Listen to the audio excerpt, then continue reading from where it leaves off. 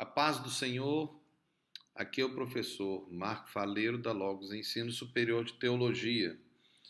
Nós estamos estudando a disciplina Introdução à Bíblia, que faz parte, dentro da filosofia da Logos, daquilo que chamamos em teologia de isagoge. Esse é um termo teológico, foi construído, já na Idade Média, quando os monges viam aquelas pessoas que estavam entrando e precisavam de entrar dentro do mundo da teologia. Então, esse é um termo teológico. O que significa isso? São as disciplinas iniciais para se perceber essa que é também uma ciência humana, que é a teologia. Lembrando que teologia não estuda Deus, que ninguém consegue estudar Deus.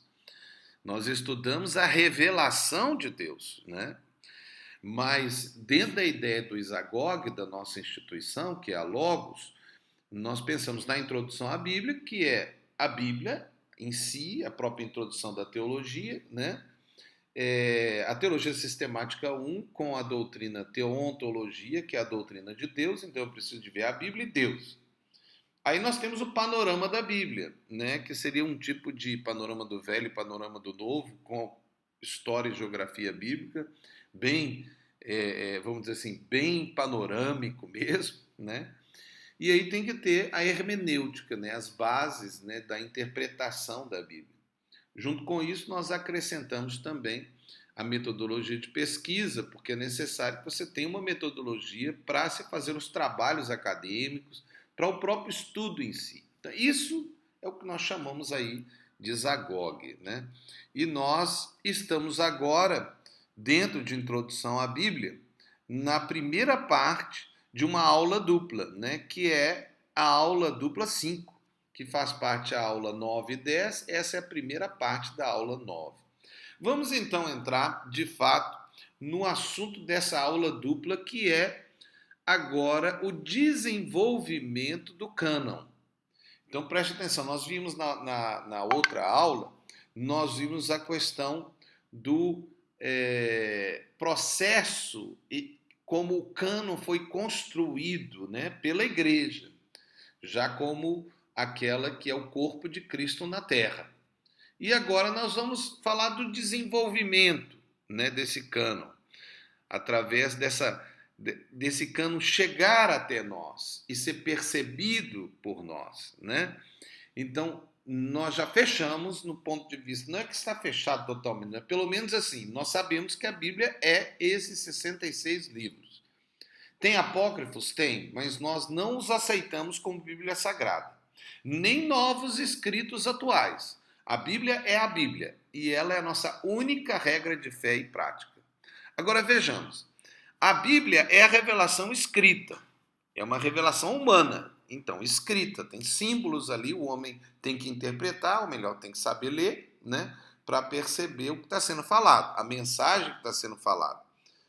A revelação é tirar o véu, então revelar, Então, tirar o véu, revelar algo que está escondido atrás de uma cortina ou de um véu. Mas veja, para se revelar é porque está escondido. Está escondido por causa de quê? Por causa de uma série de realidades que é o véu. Entre elas, a própria nossa cosmovisão, ou a nossa ignorância, a nossa não percepção, a nossa finitude, Tudo isso é véu que nos impede de perceber a realidade. Perceba, Deus não precisa de revelação nenhuma. Ele já sabe tudo.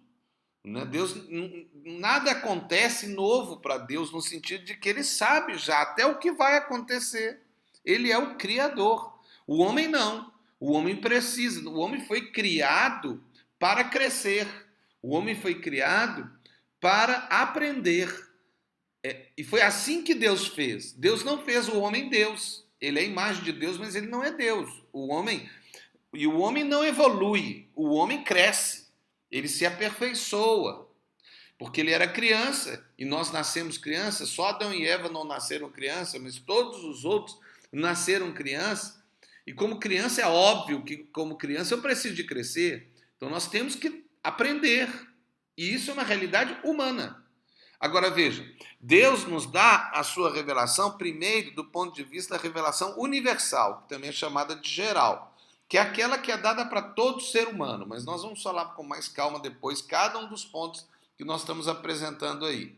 Aí nós temos a revelação particular ou especial de Deus, que entra também a Bíblia. Nós temos aí dentro disso a percepção da preservação, do poder e da credibilidade desta revelação, que é dada por Deus a nós. Isso está dentro da doutrina da bibliologia. E é importante que você tenha esses 3 aspectos aí que foram falados até de cor na sua cabeça. Porque isso também faz parte de assunto de prova, viu? A natureza da revelação, ela tem 2 aspectos, a finitude e a necessidade da revelação. Por quê? O homem é finito, o homem não é infinito. O homem precisa de revelação. Nenhum homem consegue compreender Deus sem revelação. E essa revelação vem de Deus para nós. Não somos nós que alcançamos a revelação. É Ele que se revela a nós. Então, veja, por nós sermos finitos, porque nós não fomos criados deuses que sabem tudo, e ninguém sabe tudo, todos estão aprendendo, e tem um detalhe, todos podem errar, porque todos podem achar que entenderam e não entenderam. Podem, então, às vezes, achar que tiveram uma revelação, mas entenderam errado. Isso infelizmente, é assim. O homem é assim. O homem é finito, não é uma questão de pecado, é uma questão de finitude. Agora, também tem o pecado, que é um agravante da percepção. Então, às vezes, por causa do pecado, a minha finitude não percebe, ou na verdade percebe errado, até por engano, até por mentira, né? Até mesmo uma atuação do inimigo na nossa vida. Nós podemos ter uma revelação errada. A revelação universal de Deus é dada independente de outra pessoa, é dada para todos, porque Deus não faz acepção de pessoas. Então Deus se revela a todo ser humano na Terra, através de quê? Da sua revelação universal. Nós vamos falar sobre isso. Comecemos considerando que o ser humano tem uma razão, e ele considera a existência de Deus por 2 aspectos, veja, o natural e o espiritual. São 2 realidades do ser humano. O ser humano se relaciona com o ambiente físico, que é tridimensional, que é material, mas ele também se revela com o mundo espiritual. Para isso, nós, seres humanos, somos bipartidos, ou seja, nós temos algo que é material, que é o nosso corpo, e nós temos algo que é espiritual. Esse algo espiritual, existe uma discussão teológica na doutrina, né? Porque alguns acreditam que é alma e espírito, e outros só acreditam no ambiente da alma. Então, espírito e alma seria a mesma coisa. Nós, pentecostais, em geral, acreditamos numa tripartida do ser humano, ou seja, o homem é espírito, alma e corpo. Então, isso seria espírito e alma, seria essa parte imaterial. Alguns não acreditam nisso, acham que é uma parte só. Bom, de qualquer maneira, a Bíblia lá em Hebreus fala que somente Deus poderia dividir alma e espírito. Bom, aí entra na discussão teológica que é da antropologia bíblica, uma doutrina da teologia sistemática que nós não vamos entrar. Mas voltando ao assunto aqui, quer dizer, nós já entramos, né? Mas não vamos abordar de uma forma mais profunda com textos bíblicos e tudo. Isso nós deixaremos mais à frente. O fato é que existe o natural e existe o espiritual. E o homem percebe Deus através desses 2 aspectos.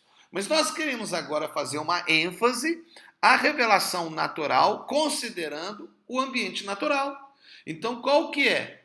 É a observação, porque o ser humano tem uma inteligência e através da sua racionalidade, ele observa as coisas que ele percebe, que nós vamos dividir em 3 partes e vamos falar sobre cada uma, não só nessa parte agora, mas nas outras partes dessa aula dupla.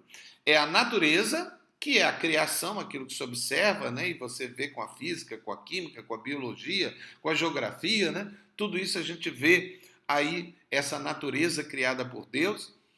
E a história, que já é algo um pouco mais perceptível, sim, natural, mas não é algo que você pega, né? É a história e a constituição do ser humano, porque sem dúvida o ser humano é a maior revelação de Deus ao homem, porque ele é a imagem de Deus. E a revelação que provém da percepção espiritual inclui aquilo que nós chamamos de fenômeno religioso. Vamos falar, eu quero ampliar, sem entrar no assunto que será abordado pela disciplina apologética cristã, sobre a abordagem do fenômeno religioso. Porque hoje, apesar dele ser algo que está interno no homem, naquilo que se chama alma, a alma já tem sido considerada pelo ser humano na sua ciência como algo também natural. Para isso existe a psicologia, né? Em que se estuda o psique humano. Por quê? Porque o homem reage. E como o homem reage, se percebe como o homem reage e se estuda isso, o psique. E dentro do psique existe uma realidade que é basicamente fundamentada pela percepção espiritual. Eu sei que o homem natural não vai aceitar essa percepção natural. Depois nós vamos discutir isso. Não vai ser esse momento agora. Mas deixa eu deixar só um conceito para você pensar. É um conceito meu, do professor Marco Faleiro. Eu coloco no meu livro, que é um livro de história, né, uma história fictícia, que chama Kiula, o missionário na tribo perdida. Está lá na página 20, né? Eu falo esse conceito que eu criei, inclusive está nos fascículos da apologética cristã, que é uma disciplina da Logos, né? O fenômeno religioso é a manifestação psicológica e social do desejo natural do homem por conhecer a Deus e pelo que este relacionamento produz. Então eu vou deixar isso aí com você, mas o fato é que o ser humano tem uma realidade que ele percebe Deus. Quer dizer, ele olha a natureza e aí imediatamente algo acontece com ele. Quer dizer, quem fez isso, né? Ou como isso foi feito? Ou de onde que veio isso? E aí vem as outras perguntas, né? Por que eu estou aqui? Para onde eu vou, né? Existe um depois? E aí começa todo esse ambiente que nós chamamos até de religião. Não será o nosso assunto dessa disciplina. Então, a revelação de Deus é ao homem, sendo então antrópica. E a percepção humana inclui duas realidades que eu falei. Agora deixa eu utilizar outros termos. Razão e fé. Então, o ambiente natural e o ambiente espiritual. Razão e fé. E a Bíblia? Onde ela entra na revelação de Deus para o homem? Bom, ela não é algo natural, é algo que é feito pelo homem, é uma escrita. Então é um pouco diferente da revelação natural. Já é aquilo que a teologia chama de revelação particular. Mas nós vamos falar isso depois, né? Nós já estamos a terminar essa primeira parte dessa aula dupla, né? E nós vamos continuar a falar sobre o processo do cânon. Aqui é o professor Marco Faleiro, na disciplina Introdução à Bíblia, que, como eu disse para vocês, é parte do isagogue, né, institucional da Logos, né? E é claro, nós estamos na Logos, Ensino Superior de Teologia, que é uma instituição teológica que trabalha para o ensino da disciplina, da matéria teologia, né?